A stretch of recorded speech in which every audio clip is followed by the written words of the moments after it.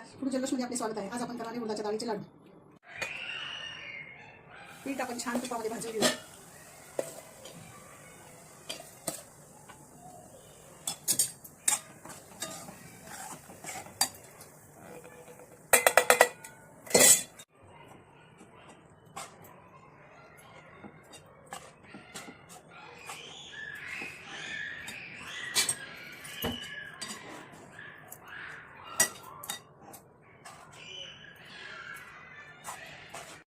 ही डाळ आपण स्वच्छ पुसून घ्यायची व छान लालसर भाजून घ्यायची व मिक्सरवर तिचा जाड भरडा काढून ते पीठ तयार करायचे व ते नंतर तुपात भाजून छान लालसर भाजायचे व मग असे पीठ भाजताना पिठाच्या अशा गिठोड्या होऊ नये म्हणून असे वाटीने त्याला दाबून मोकळे करावे.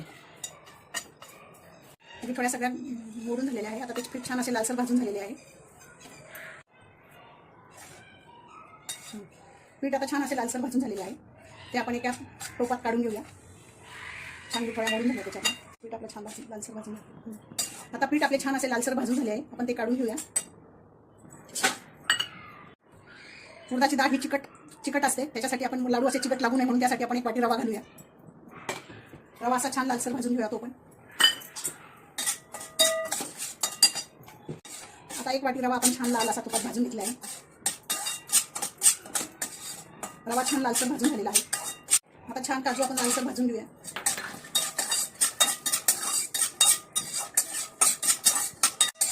आता छान बदाम पण आपण लालसर भाजून घेऊया.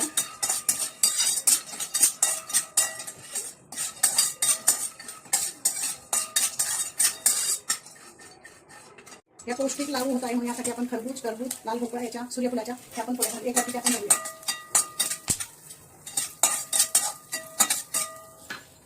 आपल्या बिया छान लाल भाजून झालेल्या आहेत.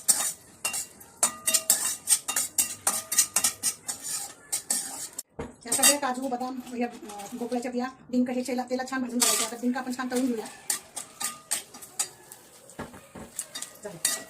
डिंक असा छान तुपात तळून घेऊया. तो असा छान फुलला पाहिजे म्हणजे कडक राहत नाही.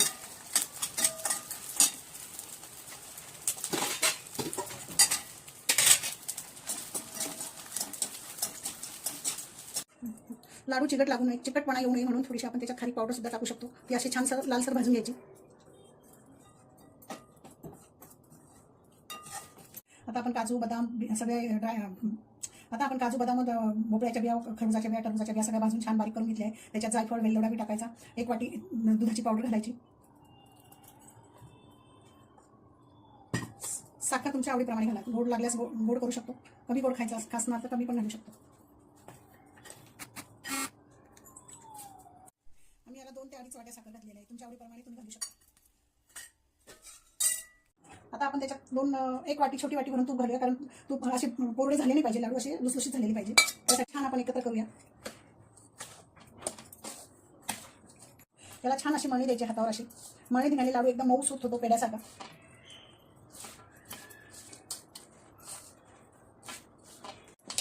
आपण लाडू छान अशी आपण सगळं एकत्र करून घेतले. हे लाडू 2 ते सगळे हे टाकून आपले 2 ते 2.5 किलोचे लाडू तयार होतात.